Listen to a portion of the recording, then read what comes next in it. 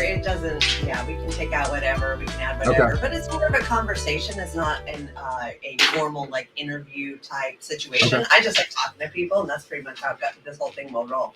Okay, cool.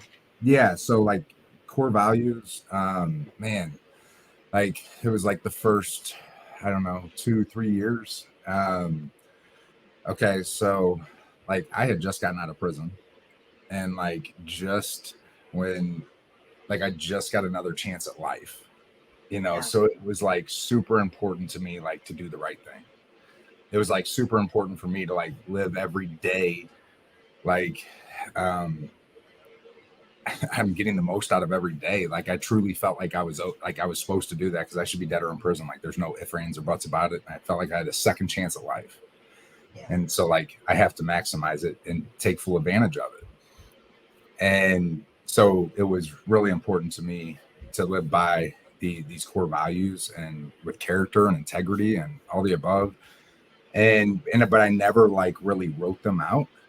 And it was just like I would talk to them about like to people about it and be like, yeah, this is what we do. And be like, yeah, I'm all about that. Let's go, and it was a shit show, And at the beginning, it was like I was trying to bring people with me I knew because it was such a great opportunity. And like I felt like I got the keys to the kingdom, and I want to bring as many people with me that I can, that I care about and I've known, and I want to share this thing with them. But you have to just do these things and we can get to the deal.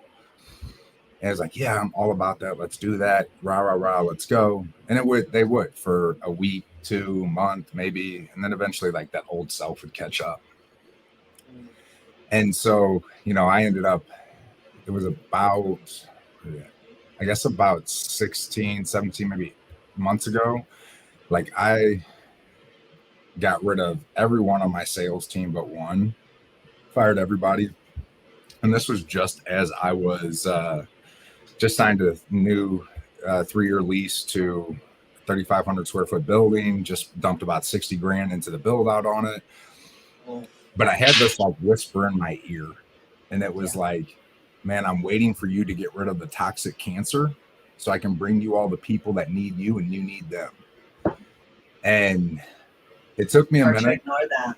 Yeah, I did, in which I tried to but it took me a minute, but I finally did it. And it was exactly that, it was crazy. We ended 2022 with 12, reps. And it's really got those core values dialed in. One of the best definitions of core values I've ever heard in my life. And I needed it. Is exactly what I needed to hear. And it was a gut shot at the time for sure. I had started working with this coach and consultant, and like first coaching consultant I'd ever like paid for. And he was asking me, he's like, how's your culture? And I was like, it's okay. Could be better for sure. So-and-so's got it pretty messed up. He's like, oh yeah, no, I get that. And further on in the conversation, he's like, so Brandon, I want you to listen real close. Core value, our culture is only what we tolerate. That is it. That is like the best definition of culture that I've ever heard. And that's exactly what I needed, because it was, I would just put it off on somebody else, but it really just comes down. Culture is what we tolerate. We either have a low tolerance and an exceptional culture, or a mediocre, a high tolerance and a mediocre at best culture. Yeah. Well, I mean, I agree with you. We just did our annuals, and I've been doing this a really, really long time, but we go through this every couple of years periodically, and the culture starts to, you get one or two, and we call them terrorists. They're not really terrorists, but they're the people within the organization that think that they're bigger, they're better, they should be paid more. And then they sort of start, toxically infiltrating the group, and my guys, I start to feel bad because I'm like, I know you're overworked and you don't want to lose your guys, and they're doing everything to try to keep these people around because they're afraid it's going to result in more work for the other people if they're gone, and retraining, and all those things where they're all just like fear. begging me to hang on to these people that are clearly become toxic within the organization. Maybe they're not toxic people, but they have extended their shelf life. Like they're done. Mhm. And we're trying to keep them around and, throwing everything we can at it. And it never works. But then it ends up infiltrating, where now you have good employees listening to them that you lose. And then like I went a little further this time. I was like, look how many clients we had leave because they were being handled by these people. Like, so it's affecting us in everything. Yeah. We just got to get back to like cutting it, not to be cruel. They're already done, we just got to cut it, like pull off the Band-Aid, be done with it. It's going to be a little more work, but in the long run, like you said, you start to bring in the better people and it ends up being worth it. Yeah, absolutely. That's like the biggest a big pitfall I struggled with for a long time. And I see a lot of other people struggle with, because it's like the fear of what if, the fear of losing that position, of losing that revenue, of losing that, whatever it is. And it's like, and I still have to check myself on a daily basis on it. And, because then we're not living by faith, we're living by fear. And, I just constantly keep in mind, like, if in that situation, if I hang on to this person, and then I'm not trying to help at that point, I'm not really helping a person grow. I'm trying to change a person, because they've showed me over and over again who they are. And it's like, I was taught a long time ago, when somebody shows you who they are, believe them. And it doesn't work out good for anybody. But if the longer I hang on to that person, the more time it is until it's easier. So it's easier to find somebody than try to change somebody. So like that person's a blocker. Like they're blocking the next great person that's going to come along, or that person who might be below them that's just waiting to step up, And what I found is, like, when I make that move, like the rest of the team is like, man, we were wondering, like, thank you. Finally, thank God. Yep. Every time, same. Our guys are like, oh, but these guys are going to be so bummed. I'm like, are they? They're going to get another opportunity to advance. And what have they been subjected to? Like, come on. And you're right, every single time. And the culture is just so precious. That's like, that is our heartbeat. And, it's like here at Brandon J, we, like, I don't want people's like just checking accounts to get better. Like, I want their whole life to get better. And I tell people interviewing, very first starting out, like, if you're not willing to work on yourself and like really develop yourself as a human being, this isn't going to be the spot for you, because our standards are high, and we do care, like, what you're doing when you're not here. Like we want to be fit mentally, physically, spiritually, all those things. And it's not like everybody starts off at different parts of the journey, but it's just, the point is starting. Well, and it's, as you and I know, because of being in recovery, it's not like I fix myself, now I'm better, I don't have to do anything ever again. It's a constant work in progress, and that applies to every human being. We also have that as a core value, where it's consistent striving and growth towards becoming better, because it can't be a one and done. Like, this is a lifelong journey. There's so many layers to the onion that you got to unravel, confront, unpack, move forward, learn, fall down, get up. It's just, it's important for our organization as well. And I think especially because you and I, it's very real because of that, of our recovery being such a big part of what we do. Yeah, it's daily maintenance. I look at it like, it's something that I drill into myself and really work with my team on it. It's like, we're not owed anything. We're not owed peace. We're not owed happiness. We're not owed serenity. We're not owed anything. And some people, like, get it twisted. It's like, oh, I'm supposed to just wake up happy. I'm supposed to just wake up feeling good. And that's just not the case. Like, our actions and decisions have to align with that. We have to earn that. And every single day, maintenance in all facets. And, it's like, no one's perfect, and I'm definitely not. But, like, I do my best every day to stay fit on all those core facets, mentally, physically, spiritually, emotionally, all the above. And so I can provide my world the best version of myself that I can. Well, that's part of leading from the front, right? Like, I can't tell you how many outsiders have come up to my business, and they're, I'm in there doing CrossFit with everybody, or, my team is, and they're like, wow, you actually lead from the front. And I'm like, well, right. Why would I ask other people to do stuff I'm not willing to do? Why would I preach something that I don't believe in? And that is not uncommon in the entrepreneur world. There is sometimes some hypocrisy, and your people see that if you're saying one thing but you're doing something else, and that doesn't make for a very good leader. No, not at all. It's like in the levels of leadership, that's like, I feel like right there, that's just plateauing, like at the first level, which is title.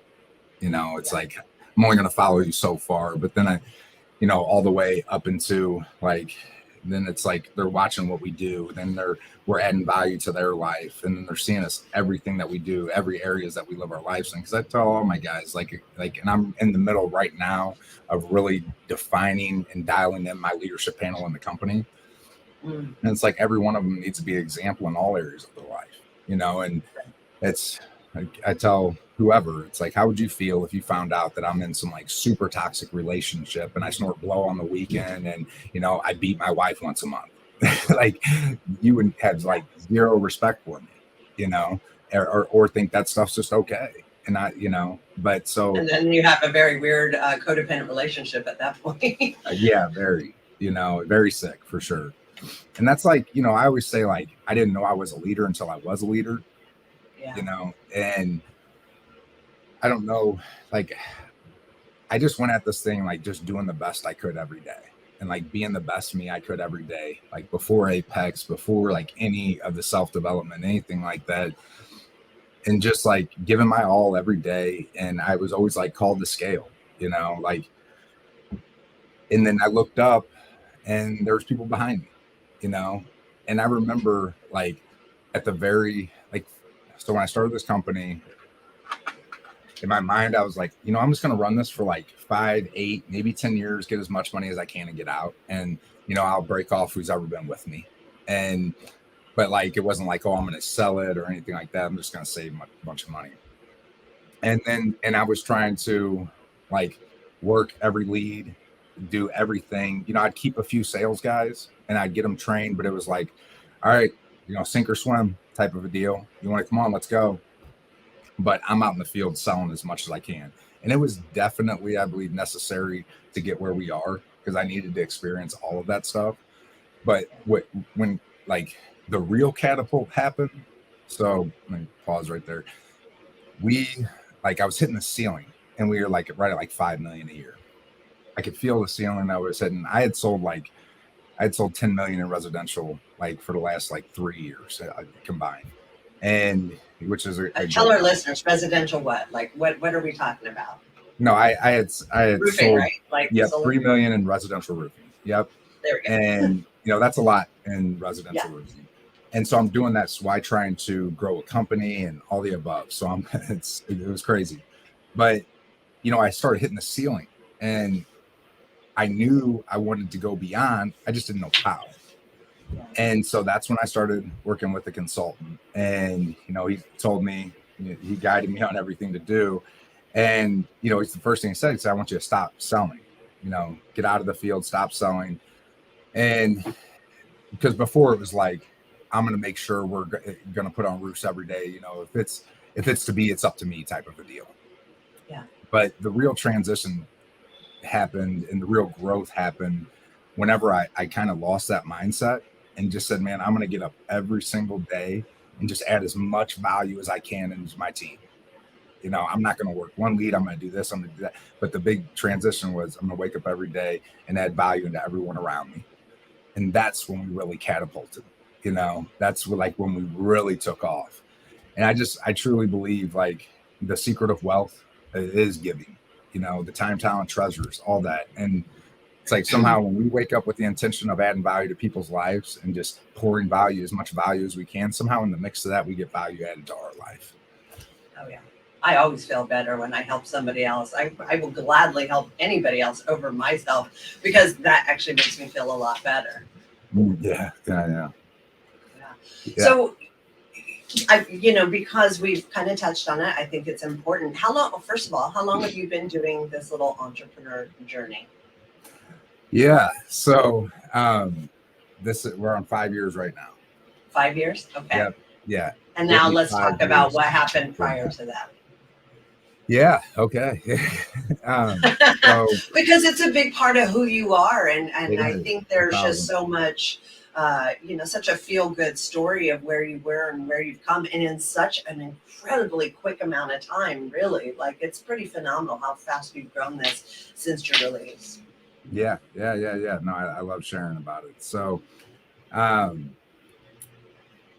grew up in typical, sad story.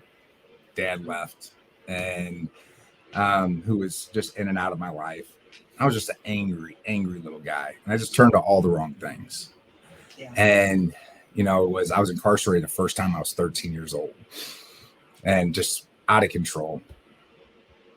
And like I said, I looked to all the wrong things, and I went in and out of like juvenile, from the time I was 13 to 16. Yeah. And in my mind, it was like, I remember when I was a kid, I would go like to play at kids' houses that like had like kind of a picture perfect thing going on, like a nice house, a nice family. And like in my mind from the time I was a kid, I had put that like, that's just not for me. Like whatever it is, You it's kind only of have to, because that's right. reality. It's only for kids who like people who grew up in good homes, went to college, made all the right decisions. Right. Had two parents. Yeah. Right. All that. Stay-at-home mom who was there taking care of you. Yeah. Yeah.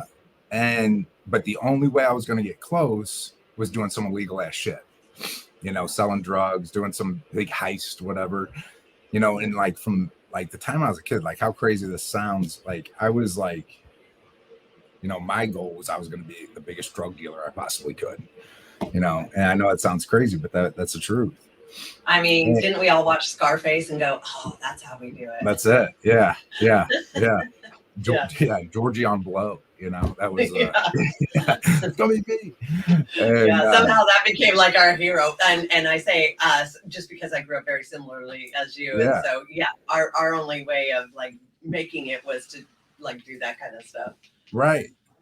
And so I remember I went through a thing, like by the time I was 16, I lived in an apartment with my brother, paid half the bills, and I started going to work like every day. And he's like, you can stay here, pay half the bills, you got to go to work. And you can only sell weed. That's like, that's what his thing was. And, of course, I didn't abide by those regulations. So, I didn't last too long, and I kept stuff just kept getting more serious, like more serious drugs, like more serious crimes, all these things. And I kept getting more attracted and tied up in this life. And, addicted to drugs for sure. Like I knew I was an addict from, I don't know, probably 12 years old. And I just know I like to party just a little bit different than everyone else. And I just didn't know why. And so somewhere along the lines, I got put in the hospital. I was in the hospital, got addicted to pain pills. And, that led to a opiate addiction for sure. And for like 3 years, I just went to work every day. I was framing houses and construction, and I went to work and sold drugs and did drugs. And like in my mind, I was just like, I'm not really even committing a crime. It's a victimless crime, whatever bullshit we tell ourselves. And then one day somebody tried to rob me, and they got hurt. I went to prison, and it was never. How old were you when that happened? I was 23. Okay. Mm-hmm. And it was never one of those things. Like if I was going to prison, I was always like, when and for how long. And I didn't realize like how much trouble I was in. But it's like I had, a lot of class A, so the biggest of trouble. And they were coming with big offers. And as far as offers on time, they were going to try to get me in prison. I sat for county for about a year, and I ended up getting 10 years. And so I remember when I went into prison, I remember walking in, I remember seeing like scoping out the prison yard. And, I just remember saying to myself, like on the bus ride there, like I couldn't do that right out there in the free world. So I'm definitely going to do this right in here. And I don't mean by being like a model inmate. I'm going to figure out how to have power and control and drugs and that, and I'm going to have a good time doing it. And that was like, hold on one sec. Let me just back up a little bit. For you, when you were out kind of, I'm going to call it running the streets, because I did the same hanging out with, due to the lifestyle you chose, we were kind of around people where for me, that was their lifestyle. They were in and out of prison, and that became like, in my mind, normal. Like you said, it was just like, when is it going to happen? That was just like, well, of course, like this is the lifestyle we choose. These are who we hang around. This is normal. Doesn't even look that bad. Yeah. Is that Yeah. what it No, was for you? absolutely. Everybody I was around was a gang member, a drug addict, a drug dealer, something. Every single person. Yeah, in and out of prison. That was just Yeah. the normal lifestyle, which is crazy to me now when I look at it. I kind of just thought everybody was this way. Not the case. It's, you attract who you are. And I think that was definitely my experience as well. Yeah, 1,000%. My mom used to say, my mother's the same. She retired with 2 masters and a PhD. She's a school teacher, volunteers at church. She is a saint. And and she would always say to me, it's like, you are who you hang out with, that, whatever. And I'm like, you don't know what you're talking about. But how true it is, And so in prison, I just dove all into that world, and I was very violent. I stayed under the influence every day and just got engulfed. I engulfed myself in that world, and I just turned myself into a monster. Out of that, I caught more charges in there for assaults and a few different times. And, I did 6.5 years in the hole, which is like a prison inside of a prison. Like in our state, they put you in this cell and you do not leave that cell. They serve your meals through solitary the confinement, door. right? Yeah. And you shower 3 times a week at 3:00 in the morning, cold shower for 15 minutes. Wow. And yeah, I did 6.5 years in that. So not at once, but a year here, 2 years here, 6 months there type of a deal. Dude, that's a long time to be in solitary confinement with just you and yourself and nothing else going on. Yeah, it definitely is. And we did have cellies. So we did have a cellmate. But for the longest time I did was just by myself was about a year. And you kind of wanted to be by yourself, it's just being that close confinement, it would drive you nuts. Sure. But it does drive you kind of different to a crazy, it makes you a little bit crazy, because it was almost like a cabin fever, what I would imagine. Yeah. And so in that time, I definitely just got to, I think I trained my brain to stay sane, just on really how to focus on the positive. Right. And having to have things to look forward to, because I'd have this visitor come see me, and this visitor had a great life. Right. And this person would come see me usually twice a month. And, whether I was in solitary or not, she'd come see me and they'd be behind glass. And I always maintain a pretty good mental state. I would just stay positive. And this person would come see me from the outside world who had a pretty wonderful life. And it was come see me, and it was just kind of doom and gloom. And it blew my mind how I could have a better quality of life in prison, in segregation, than somebody living in the free world with a lot of the free world amenities. And it just blew my mind. But that's when I really realized the power of focus. What are we focusing on? And what is our perception on it? Yeah. Would you read a lot of books? Were you doing that, or meditating, praying? What were you doing? Yeah, I would read and work out a lot. Okay. And just come up with different workouts and read a lot. Let's see, and get high. So to answer your question about the praying and meditating, this is a time I'm a full-blown gangster, that's, and I'm not saying that in any type of cool way, but that's all it was, just scheming and plotting all day, every day. But so there was always a Bible in the cell, and I started picking up this book just out of boredom and wanting to educate myself, because in my mind, I believed that there was a God. I just used to love saying I believe in God. He just doesn't believe in me. If he did, why would he make me this way? And so I just want to start if anything, such a victim mentality. 100%. strictly, I lived in victimhood for a long time. Yeah. Same. Yeah. It was a very useful tool to avoid responsibility. Yeah. Well, you'd be as fucked up as I am if you would have grown up like me. Yep. You know, the state really just took advantage of me, you know, whatever it was. Well, and so many people buy into it. They're like, oh Yeah. man, who had, better lives. So they're like, oh God, I get it. No wonder. You're like, yeah, exactly. And it's but isn't like the Bible and prison like hand in hand? Like literally the only time I read the Bible, and not that I'm not religious, but it was when I was in jail. I was like, oh, okay, this is the thing we do when we're in here. Like this is the time I start, converting or praying. God save me, I'll never do it again. Yep. Yeah. And at this time though, like I'm so far gone. And it was crazy because so I start picking up this book and I'm reading it. Next thing you know, like I catch myself starting to pray. And when I started praying, it would literally be like World War III went off in my head. And it was like a true battle between good and evil. Like I truly do believe we are in a battle every day, like in the battle you cannot see, and it's going on up here. And so I would do this, and then like after a week or two, I'd be like, it's such, why fight it? This is just the way I'm supposed to be. If it's such a fight, this is just who I am. And so I would give up. And I would just stop. And so I like fast forward a few years, I'm getting ready to come home. I'm coming home from segregation, from isolation, and under a drug conspiracy because I'm selling drugs, trying to save some money for when I hit the streets.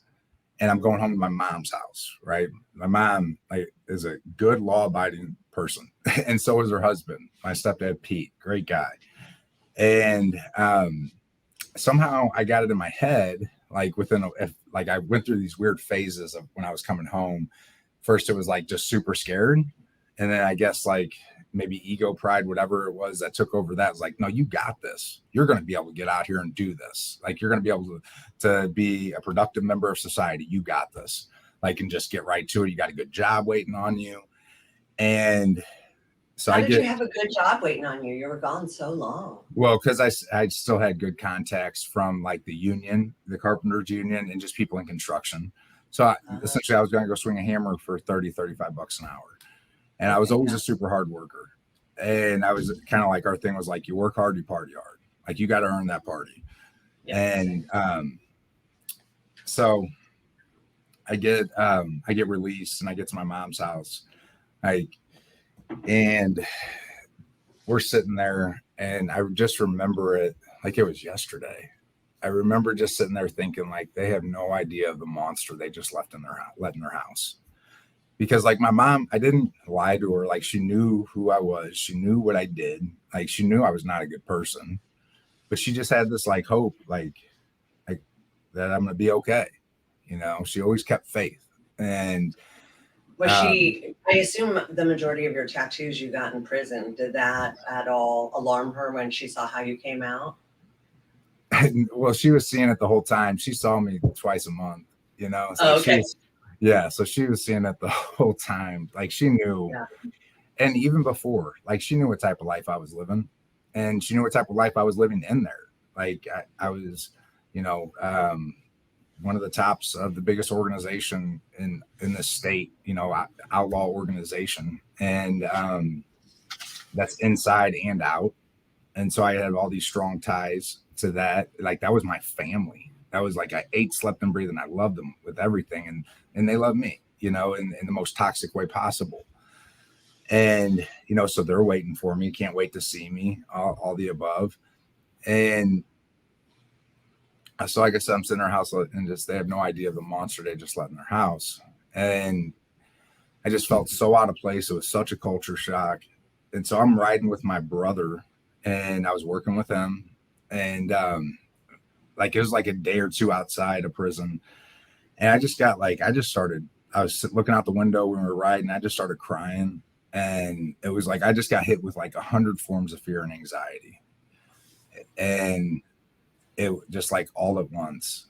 And like in my mind, like I got to go to who I feel comfortable around, like who I've been around for the past decade, and the first half of my life. And so that's what I did.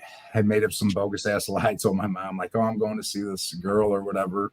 And I'll be back And so she's like, okay, well, don't forget, it's my birthday this Sunday, and I really want you to go to church with me. You'll come, won't you? I said, well, yeah, absolutely. I'm going to be there. Of course, I'm going to be there. And so, you know, I take off and I go to, you know, this place, and there's a bunch of people, and we meet, and, you know, it's all smiles and good to see you. And, oh, here, by the way, man, get on your feet. And, you know, I got a big bag of drugs, and it was right off to the races, you know. And in my mind, in that, you know, at first I was like, yeah, I don't know about that. I'm okay, you know, I'm gonna wait. And then that disease, that addiction starts kicking in, and it's like, yeah, you know, it's speed. Speed's not really your thing anyway. You could probably, you know, you could take it, sell it, do this, that, you'd be okay. You know, get some money, get an apartment, all these things, all this wonderful fucking fairy tale. And you know, we're drinking and everything, and, you know, by 3 beers, you know, next thing you know, I'm yeah, I better go ahead and try that to make sure it's good. And then it was off to the races from there.